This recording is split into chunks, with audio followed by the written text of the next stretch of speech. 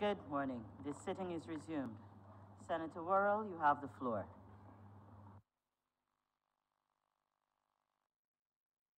Thank you, Madam President. And I rise to support the appropriation bill for 2018 to 2017. And in supporting this, also to commend the government in terms of its determination and its commitment to handling and wrestling with the economic situation of this country. As a government, we've maintained that one of our priorities would be in terms of maintaining the social safety net, but we also undertake to introduce measures to deal with the many economic and financial challenges which we have experienced as a country over the years. And the estimates that we have before us today shows this government's continued commitment in terms of dealing with and also achieving success in terms of the way how it has handled the economic situation of this country. So as I go through my presentation today, I would want to look at it in terms of, and also to emphasize those statements which were made by my colleague Senator in her introduction to the appropriation bill yesterday, that it indeed shows hope and encouragement for this country. And there are many aspects of it that do resonate hope and encouragement across Barbados. And not only in terms of the Barbados Sustainable Recovery Plan, but when you also look at the activities and what the various ministries have been able to accomplish, even though they were operating in situations where you had less money to spend, and in situations where government has been forced to look for additional ways and source of finding revenue and income, because we recognize that these are real and persistent problems which we face in terms of reducing the deficit of the country, reducing the debt, and also looking at ways in which we can increase our foreign reserve and our foreign exchange cover. And I would want to say that hope is not lost, and it is not a situation of doom and gloom, but it is a very optimistic situation, because we need to start to look at the positive outcomes and see the glass as half full instead of half empty, and look at where there are opportunities that we can help to make Barbados better, that we can help to realize our goals. And all of this, I am very pleased that the government undertook the initiative to follow through with the Barbados Sustainable Recovery Plan, and also sought the support from the social partnership in terms of outlining the measures within this plan and using this as the model yet again that will take Barbados forward. We did it in the 90s when we had our structural adjustment period, where we relied on the social partnership to bring stability to the country and to develop mechanisms to take the country out of that structural adjustment period. And it worked for us then. And I believe it is a mechanism that can work for this country again, and would, in terms of utilizing and relying on the social partnership in terms of bringing order and all of us working together to take the country forward.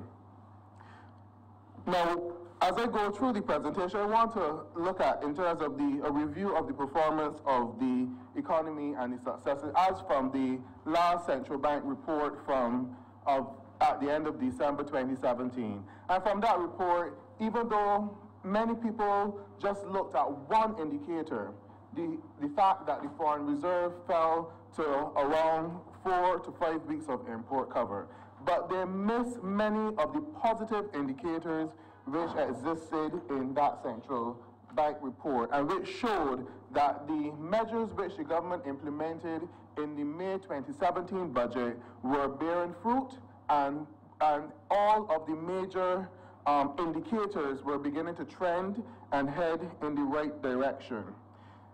Because no one talked about the fact that the deficit, which was our major concern before, fell by $197 million during the first 9 months.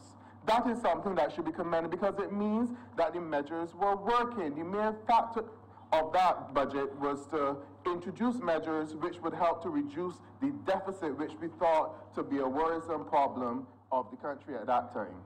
No one spoke about the fact that the government was able to reduce its reliance on the central bank in terms of printing money as they were talking about. We were constantly badgered by the public, by the media, by the opposition, every single economic spokesperson in terms of the printing of money in 2016 and 2015. And no one actually recognized that from that central bank report, we reduced our reliance on the central bank for financing the deficit by close to $760 million, which is a tremendous undertaking and something which ought to be commended, which shows that the government recognizes what it needs to be do and is serious in terms of going about its business. Everyone complained about the National Social Responsibility Levy, it being the new bad boy in town that has come to beat everybody and to bring down this country, but not realizing that thanks to the National Social Responsibility Levy, the government was able to improve its revenue intake, not by the social responsibility alone, by some $200 million. Not through the National Social Responsibility Levy alone, because that contributed about $84.9 million in the first 9 months of its introduction, in the first few months of its introduction. VAT increased by $30 million, and corporation tax increased by $34.7 million. So if corporation tax is increasing, it means that businesses must be making money, that they are making a profit, because you only collect corporation tax out of profits. So it shows that something is happening in the economy, something positive is happening within the country. But instead, we have become infected by this cancer of negativity, where we only focus on the shortcomings and we only focus on the negatives. And I want to say that that is not going to help take this country forward. We need to move away from that sense of that pessimistic view about our country, and we need to move away from persons that more or less always find fertile ground to plant hopelessness in our society and in our minds. Because what we need right now in terms of moving forward is to look for where opportunities exist and to expand on those opportunities. And this is what the government has done, along with the social partnership, in crafting out a mechanism and a program to deal with those opportunities. So next I would want to turn to the strategy, but first commend the government in terms of the initiatives undertaken in the 2017 budget, and the fact that they are bearing fruit and that they have started the process in turning around the Barbados economy, that we can see sustained growth, that we can recognize improvement of revenue collection, that we can recognize a decrease in the deficit, and also a marginal decrease in our debt as well. Because I believe that we did experience a primary surplus. I'm not certain of the exact amount, but I think it was in the region of between 4 or 5% or 7%, something of that regard. So that means that we are trending in the right direction in terms of changing the economic situation for Barbados. Now, out of the 2017 budget, the May 2017 budget, the government promised and said that it would have consultation with the social partnership in terms of developing a strategy to take Barbados forward, because we recognize that we need to work together as a country, as a people, not just the government, the private sector, and the workers as well, in terms of devising a strategy to take Barbados forward. So out of that initiative came the Barbados Sustainable Recovery Plan, which has 6 broad goals. These goals are, and everybody in this chamber has access to the document, and I hope that we would have all read it, and it is important that we look at it in terms of, we need to have some buy-in into this document. A document which was not just put together by the government, but it was put together by the leaders in the private sector, and it was also put together by the leaders in the workers' movement. The trade unions were represented, and the leaders of the private sector were represented in terms of developing and had opportunity to give input into this plan.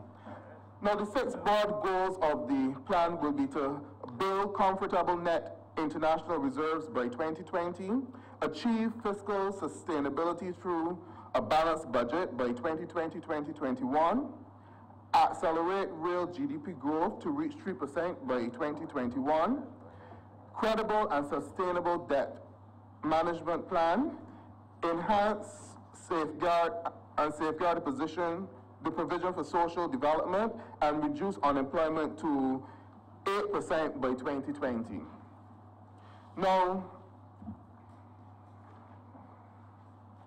I believe that within this document, there is tremendous hope and opportunity for this country, and it is something that ought to be embraced by all Barbadians.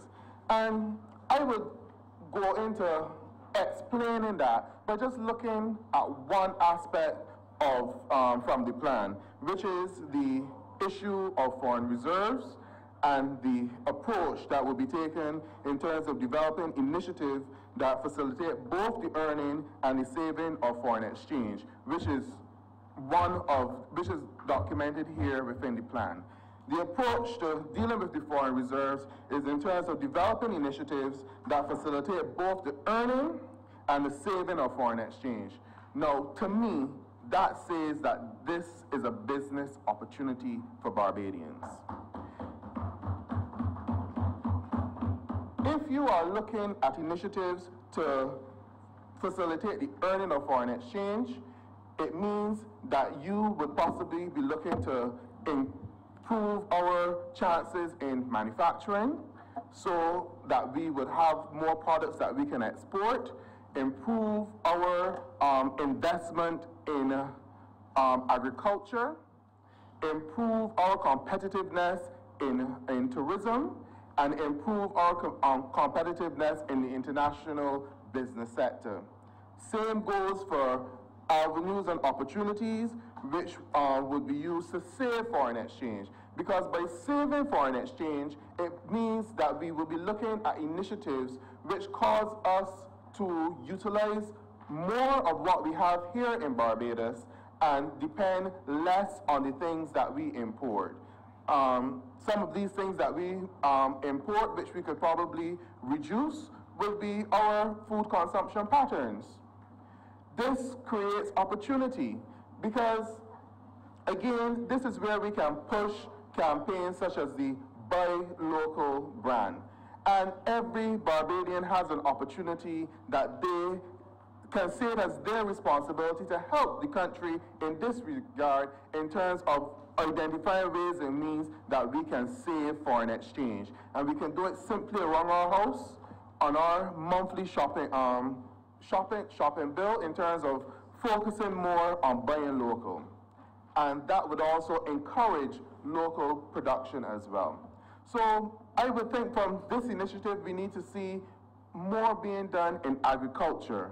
And these are things that can be easily implemented, and we need to start putting the necessary investment behind these activities so that agriculture is seen as being viable. When you go across Barbados, you find that there's far too much land which is not cultivated.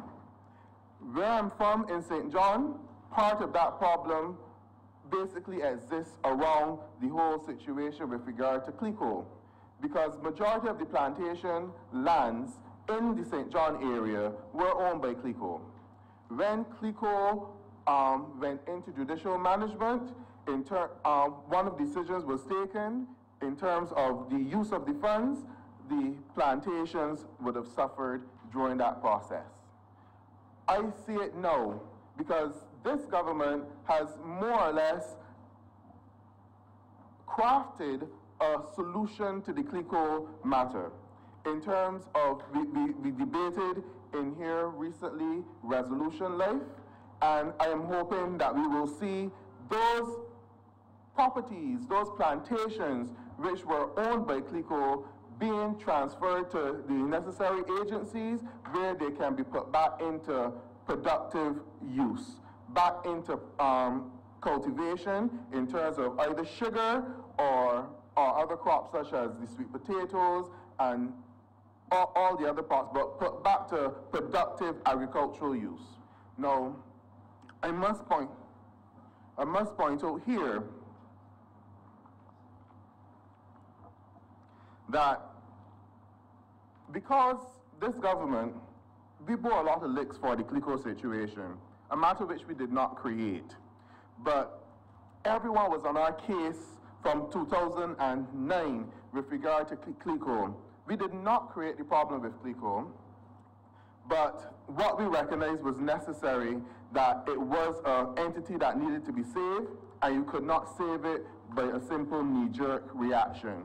You had to do a detailed analysis and come up with a detailed plan and a strategy in terms of working out that situation with CLICO.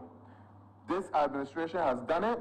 We've been able to form a new company in terms of Resolution Life, and we have been able to give policyholders some sort of hope, some sort of encouragement, and it will soon translate into a practical piece of evidence within their hands that their investments in CLICO in terms of life insurance policies, pension plans, have been saved thanks to this DLP administration.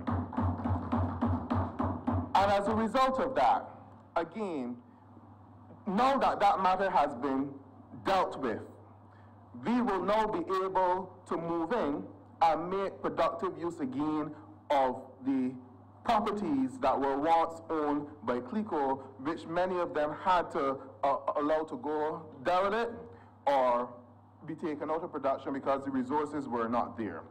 So there are simple solutions that can be utilized. If it is, it will take millions of dollars to bring all of that agricultural land back into production one time. I think it is estimated that to bring an acre of agricultural land back into production, you possibly, in terms of for cultivation of cane, you possibly need to spend as much as $100,000 to $400,000. That is going to be a big investment. But what are the possibilities now that we can utilize that land by giving smaller farmers and persons who are interested in farming access to that property, and so that they can invest in terms of bringing it back into production? This is a great opportunity for us to give access to an acre of that land to some farmers that they can utilize, that they can bring technology to agriculture in terms of greenhouse farming, or that they can just simply do something with the land in terms of bringing it back into production. And I am certain that, as was mentioned by Senator Lady Haynes, it may be an opportunity too, because she highlighted yesterday a lot of the positives which were happening among the young people in Barbados. A group which she supports through the Optimist Club, which I'm also a member of, they deal primarily with farming and agriculture. I am certain that if you can find some mechanism to give those young people on that farming project access to land which they can cultivate through some of the land coming from the CLICO estates, that they will gladly move in there with a group of young people and make productive use of that land. so that we can begin to start earning some revenue from that, and it would help to reduce our import bill, because again, the goal is in terms of earning foreign exchange and also saving foreign exchange. So we come back to that point. We need to look at ways, and we need to be very proactive in the way we go about in terms of utilizing agriculture as a means of earning foreign exchange and saving foreign exchange. We need to look at our food import bill, and we need to get as many people as possible interested in agriculture. And there are young people in Barbados who are interested in agriculture, and with a determination, not just young people, but a number of Barbadians are interested in agriculture, from chicken farming, pigs, all sort of things. You have, and they're utilizing new technology in terms of the shade houses and aquaponics, all sorts of things in terms of agriculture, so that you can get, once before, specialty lettuce that you will see in some of the supermarkets came from outside. But now a lot of that specialty lettuce is grown here in Barbados, so that you can go into some supermarkets and you can buy a box of specialty lettuce, and it is produced, grown here in Barbados. Before it was imported from all over the place, but now it is grown here in Barbados, that you can just take out the box, go home, take out your lettuce, wash it, and use it. All of these are things helping us to reduce or save our foreign exchange. So I would want to suggest that this government has done a number of initiatives in terms of helping us to get through our economic crisis, and there are opportunities which exist within this Barbados Sustainable Recovery Plan, and we need to look at them. In terms of, we need to look at things like renewable energy, manufacturing, building a Barbadian brand, tourism, the cultural industries, and sports. With the cultural industries, we have a suite of legislation there in terms of the cultural industry. This is the opportunity now. Under that legislation, you can receive a rebate on your taxes if you support a recognized cultural industry project. So this gives us opportunity to build out our cultural industries in Barbados. And various ministries have been working on programs to help develop that, so that we will make sure that we have the necessary practitioners. In terms of this sustainable recovery plan, we also need to have a radical approach in our public sector, because it is not only things that can be done by individuals in Barbados. Government has accepted that they have some things which they need to correct as well. And they've mentioned and highlighted those in the Sustainable Recovery Plan. And one of the things I think that would help is in terms of, we need to have a shake-up within the public sector in terms of implementing performance management system based on targets and quotas. In this document, there are targets and there are quotas which have to be met in order for it to be successful. And I don't think that we can operate in an environment where if we miss a target, there are no penalties and no one is held accountable for it. We need to have a system of accountability within the public service, not just the ministers or the parliamentarians who are the ones who take the blame, but there are other entities within the public service who also have to be held accountable. I'm not talking about the lower level entities in the public service, not the clerks, but you need to go a little bit higher up the food chain within the service, and those people, the permanent secretaries, the heads of departments, the persons who make the decisions in terms of the allocation of funds and resources, need to be held accountable.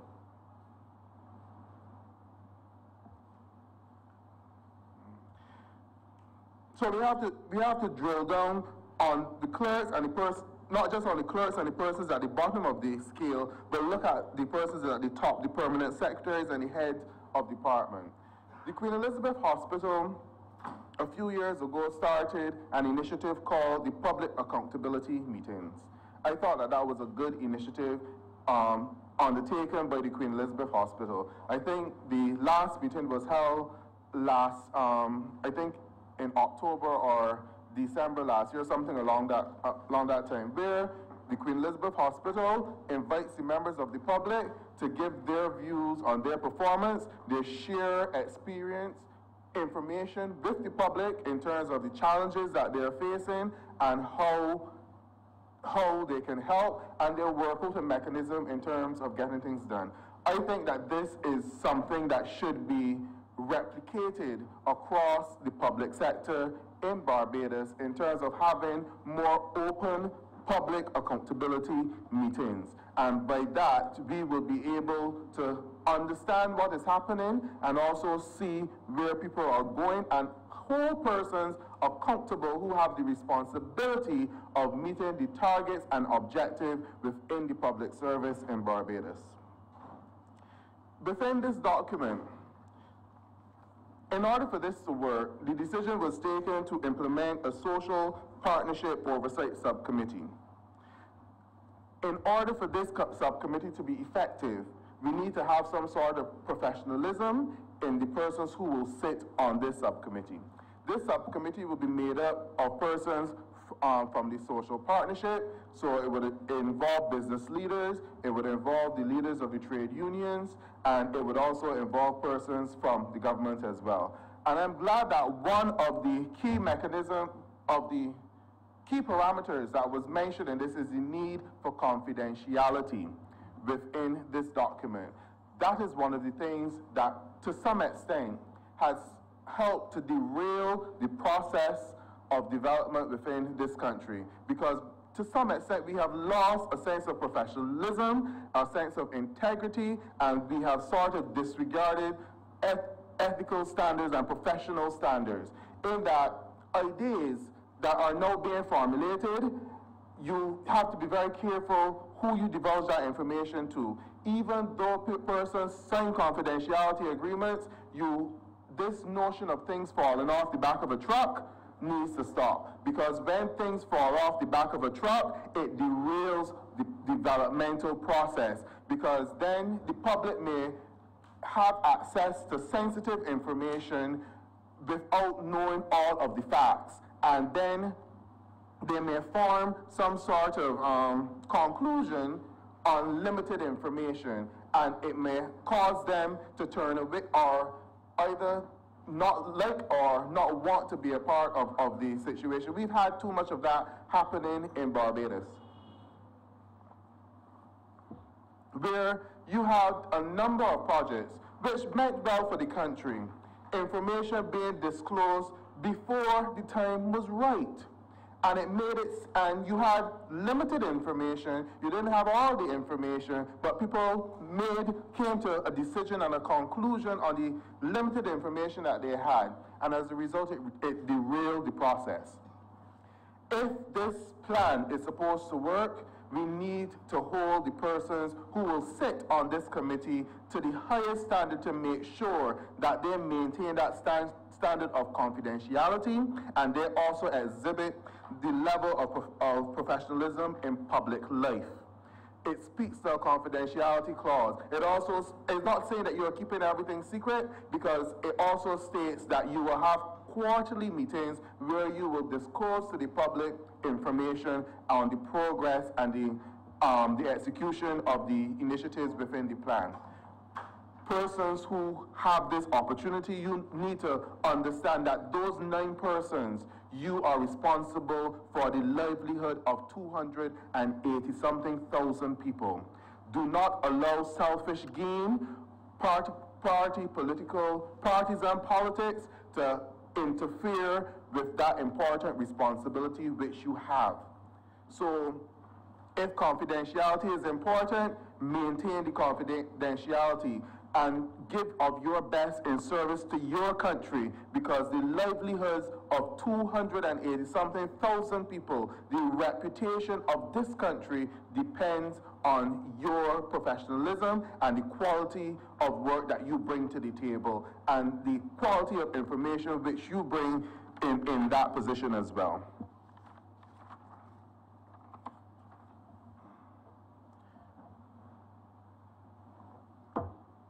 So, Madam President, I would want to turn my attention, because I believe that we have, in terms of a model in which we can depend on, that in terms that will take this country forward, in terms of helping us to get through this economic situation. And all we need right now is for all players to come on board. Now, and for persons to recognize that the country has been going in the right direction. A number of government agencies will have to play a significant role in terms of making sure that we get to where we want to, that we achieve our objectives, our goals, and we get to where we want to. And in doing that, I would like to take the opportunity to review the performance of some of the critical government agencies, which I think would help too in terms of our development. Because we can't just look at the economic factors, but we also need to translate that to what people will feel on the ground, in the communities and the villages, and in their homes and their family life. Because, as was mentioned, the juncture which we are at, it is not just about getting the economy right, but it's also about getting Barbados right in terms of our people, getting back to those values which have brought us where we are today. And in doing that, a number of government agencies have implemented programs to help to look at those things.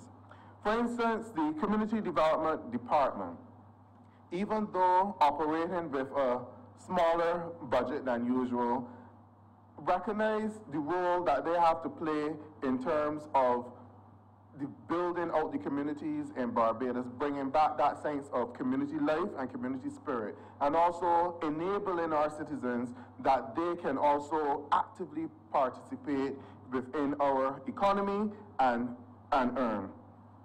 Now, over the last financial year, the Community Development Department was able to bring two new resource centers on board within Barbados. And these resource centers are places where persons can go to get training, IT classes, a number of different training programs. Those two new resource centers which were brought on stream are the Gull Hill Community Center in St. John and the Baywoods Community Center. I was at the reopening or the launch of the Gull Hill Resource Center. I must say that I was quite impressed with what they were able to do with the transformation of that facility. The Gull Hill Resource Center, before, it just had a stage and an open area, and most people used it for drama, for dance. It was oftentimes seen as though it was a bit too small for large productions or concerts or for meetings. But what they were able to do with that center, in terms of transforming it into a resource center, they were able to utilize some of the space and outfitted a portion of the center with computers, so that now, on a daily basis, persons can go to that Gull Hill Resource Center, and there are a number of IT classes which are done especially for younger people. This is helping in terms of making our young people ready to help this country in terms of the technological advancement which is necessary. So they outfitted the center with computers, and they basically changed the purpose. They've also started to do a number of increase the offering of the courses which they're doing. Before, they would do the basic courses and the level 1 and level 2 courses, but now they've upped the game in terms of offering courses at a higher level. And for these courses, they've started to charge registration fees. And the reason for charging those registration fees, because if you give all the time, persons have less sense of ownership and belonging to these courses. So they thought it necessary to introduce the registration fees, not to put the classes out of the reach of persons, but to add a little bit more value to these classes, so that if you actually invest in yourself by paying the registration fee, chances are you would continue with the course and make sure that you complete it. Because oftentimes we had a number of programs in Barbados which were offered freely by the government, but persons will come for the first few weeks, then something would distract them and they fall off. And then they leave without having the necessary qualifications and the certification. And you may find those very same people 2 or 3 years down the line in the same situation and coming back to the government again for assistance. To some extent, that is a waste of government resources. So they took the decision to introduce a small registration fee. And they expanded the programs as well in terms of offering IT for Teens program. If we want to build a sector that will take Barbados forward, we need to get our children very comfortable with IT, because that is where the world is going. That is where we can make millions of dollars in revenue, so that instead of our children becoming the end users of apps and programs or just playing games, we can have children developing these same apps and programs and selling them having them available on social media sites like Facebook, that you and I can just go on, click on it, use the app or the program, play the game, and thereby they can make revenue. So in order for them to get to that stage, you need to introduce the training from early. And all of this is done through the Community Development Department. Now I think it's probably a little secret, a hidden gem within the Community Development Department, but something I'm glad that I discovered that gem in terms of the art program which they have.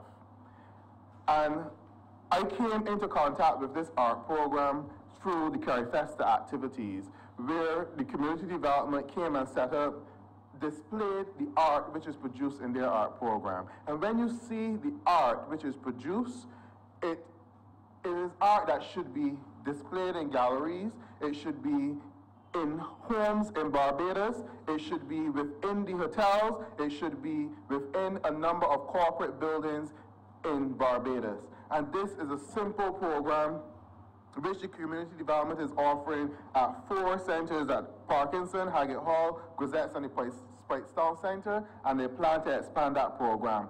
But the art is phenomenal, and this would also help in terms of building out that cultural industry in Barbados. So you see that we have our agencies starting to work together in terms of helping us to develop the country and the society that which we need to have. So I would want to say that supporting programs like this, the community development program, especially their art program, don't just leave the art there, but find avenues that the artists can gain some revenue for the work which they have done.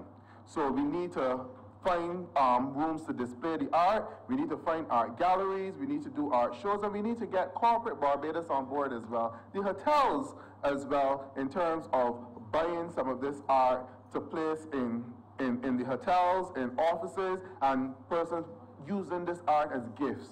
Because I find the art is phenomenal, and it shows that we have talent that we can really that we really need to tap into and give them an opportunity that they can earn. Now, some of the other areas that I would want to highlight in terms of the Ministry of Health. Now, in 2009, this administration took some licks for introducing user fees within the Barbados Drug Service.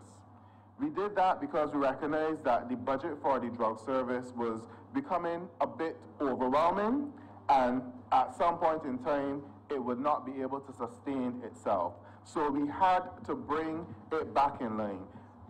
We were criticized for that decision in terms of the user fees which were implemented at the drug service. From the estimates and from the information received from the Ministry of Health, it shows that that program actually worked, because now the drug service is able to operate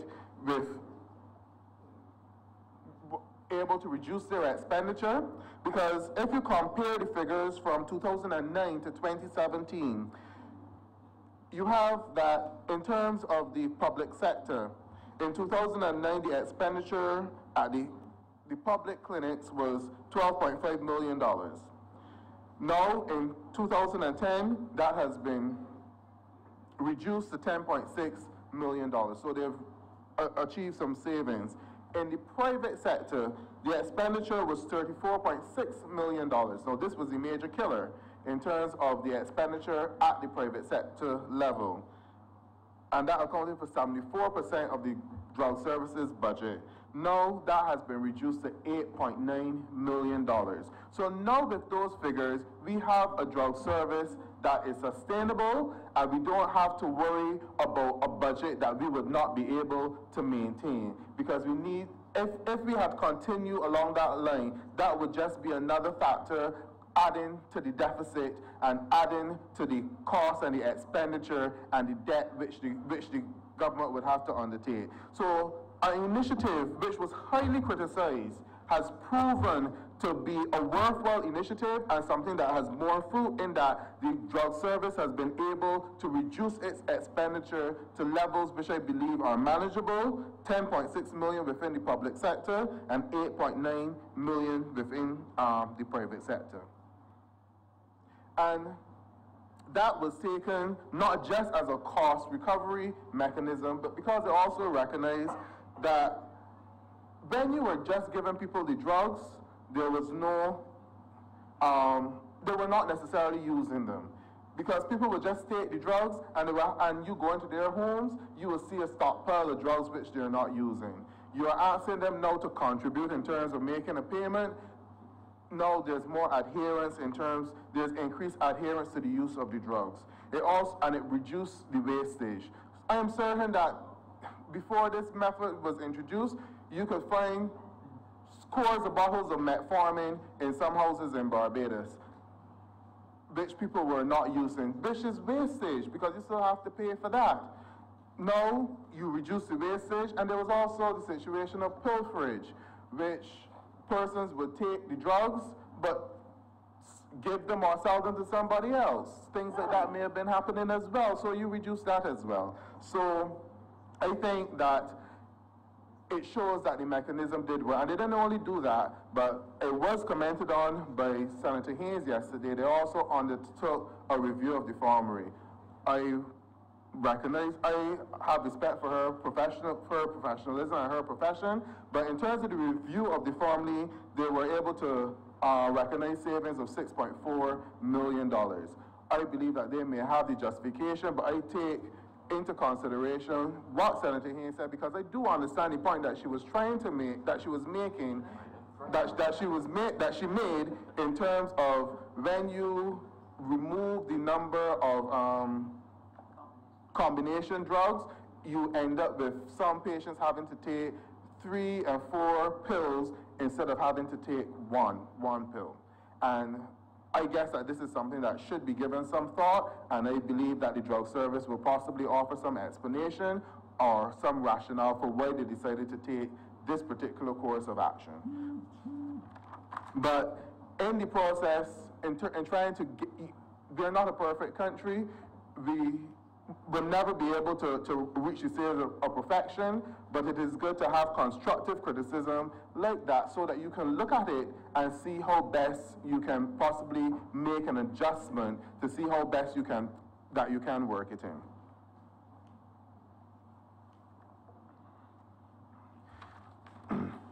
Not only within the Ministry of Culture, Sports and Youth as well, we've had a number of initiatives within that ministry. And now that we have this conversation in terms of people seem to be are occupied with in terms of what is happening with our young people and putting interventions in place to deal with our young people. Yes, it is important, and it is something where we need to have serious discussion and debate, but not just in situations where it is the topic of the day, but we need to continue the discussion, and we also need to introduce the necessary interventions to make sure that we have our young people in productive activity that they can contribute to the development of the country. And there are a number of programs within Barbados which do that, not just through the Ministry of Culture, Sport and Youth, but areas such as the Community Development Department. Even the Ministry of Labor has a program which engage young people in terms of the work skills program and being able to help young people to recognize their opportunities, the talent that they have. What we need a little bit less is the pessimism in terms of only highlighting the negatives around our young people. But we need to spend time in terms of highlighting the good that they're doing as well. And I think that it will go a long way if the media would make a conscious effort not to portray the negatives in our society on the front page. Because if that is all that a person is seeing, it can have an effect on their psyche. So if we want to get good out of someone, try pushing the good at them. Try pushing the positive. Try highlighting the good things that they can do and the activities, the positive activities that they can be engaged in, instead of trying to sell this story that all of the young people in Barbados have gone to ruin. That is not the case. There are quite a number of industrious and productive young people in Barbados who are doing well, who are doing what they ought to be doing. But when we constantly highlight the negativity of a few and give the impression that this is the case for the majority, we are doing a disservice to our young people. And these are things that we need to correct and we need to get right.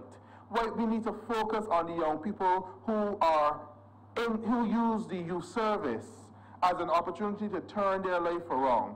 And we also need to give those same young people in the youth service an opportunity to gain work skills by more companies open up their doors so that during the period of May to July, when the youth service has job attachments, that they can be able to find placements for those young people in a number of companies across Barbados. And we see that as our opportunity to give back and to guide a young person in the right direction.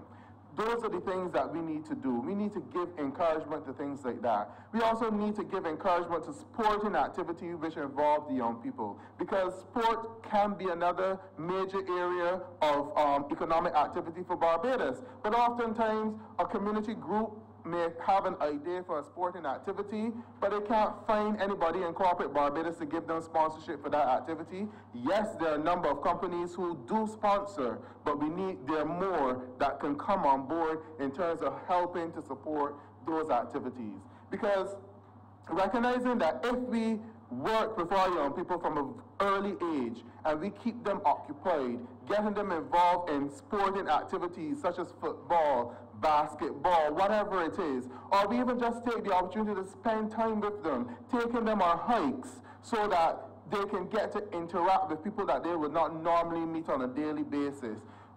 Do more things like that in terms of supporting projects by organizations such as the Rotary, the Optimist, the Kiwanis that will go into communities and work with young people. Do more things like that, and we can help to correct the issues that our young people face before it gets too bad. So we need to spend more time in terms of guiding our young people in the right direction and not criticizing them and not painting all of them with the same brush. We have a few who may, to some extent, a few who have been led astray. We need to find ways and interventions to get them back on the right path. And we can only do that if we see it as our social responsibility to spend time to give them opportunities to make them recognize the importance of actually developing skills, life skills, academic skills, so that they can put it to good, productive use. Help to show them the right way and not necessarily to be criticizing and painting them as though it is a lost generation. It is not the case. Find the shining lights, which there are many among in our schools, among our young people, and highlight them. Put them on the front page of the paper instead of burying their stories at page 22 or to the back of the paper. Highlight that first instead of rushing to every crime scene to highlight that. highlight the positives within our country first, and that would help us and take us a long way. Madam President, I would want to say that this administration has shown that it is not about introducing knee-jerk reactions in terms of dealing with the problems that this country faces. It is about, in terms of introducing detailed, strategic plans to take this country forward. We have not sat down and allow ourselves to become, we have not sat down and allowed ourselves to be overwhelmed with the many problems which we have faced as a country. And we can go through the litany of the problems which we have faced as a country from the time we took office in 2008. Many of these problems were not of our own design. We had nothing to do with them, but we found the solutions for them. We found the solutions for the Barack building in Warrens. We did not create that mess. We did not sign the contracts for it to be built. We did not negotiate the contract. We did not decide that instead of making the payment and allowing the interest to mount up, but what we did is that we found the solution to that. That is one thing that we found the solution to. We found the solution to the CLICO problem. We could have left it to fail, just as many other administrations or countries would have done in terms of such financial situations. But we took the criticism and we took the licks for it for 2009 as though it was our own, but we recognized that we needed to find a solution to that because it would affect a number of Barbadians who had investments within CLICO, and it was also a company that had major investments in Barbados. We dealt with that. Even things at the educational level, in terms of Alexandra School, when that was a topical issue, we came in and we took a studied approach in terms of how to deal with that, where we put the commission of inquiry in place and we found what was the source of the problem and we identified the possible solution. You made the necessary changes. We dealt with that. Again, it was not a situation which we created, but if you are in government, you are there to manage and you are there to find the solution to the problems. Even situations of which we had no control in terms of the prolonged drought which we experienced in 2015, 2016, we dealt with that situation as well.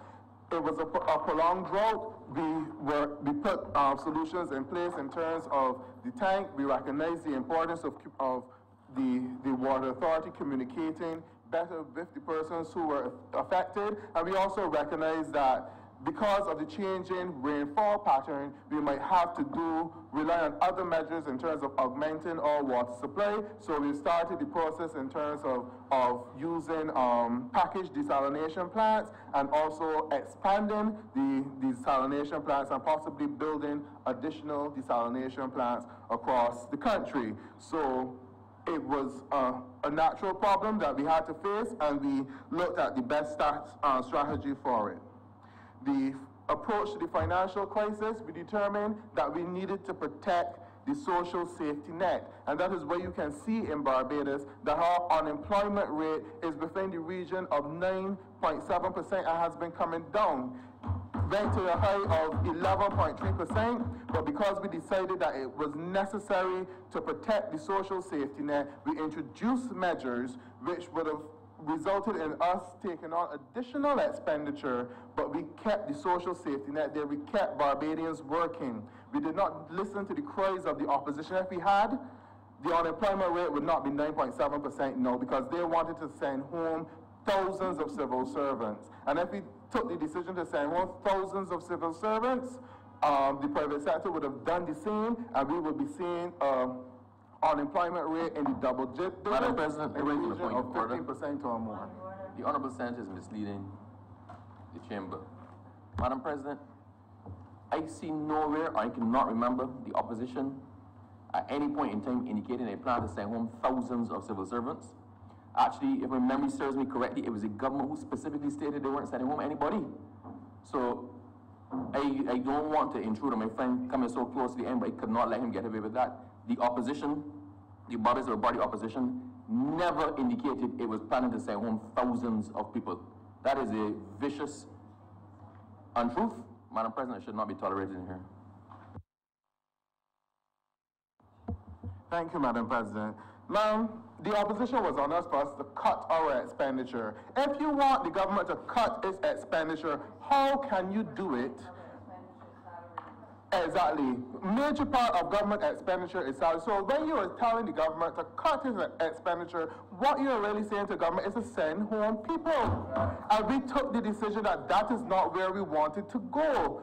We decided that we were not going to use knee-jerk reaction as a solution to the problems that we face in Barbados. And I think it is a good example because we learned from the Barbados Labour Party, who introduced a knee-jerk reaction to deal with a problem that they had in Christchurch West when they booted a sitting MP from Parliament from within their ranks. And because of that knee-jerk reaction, they have found themselves in a position where they have legitimized a third party in Barbados to come and to give them additional problems. So we have not utilized knee-jerk reaction in terms of dealing with our problem. We learned from the Barbados Labour Party, who constantly utilize knee-jerk reaction, who constantly bring ideas that they can fix the world in 2 days, and that they can tell university students that they will return the,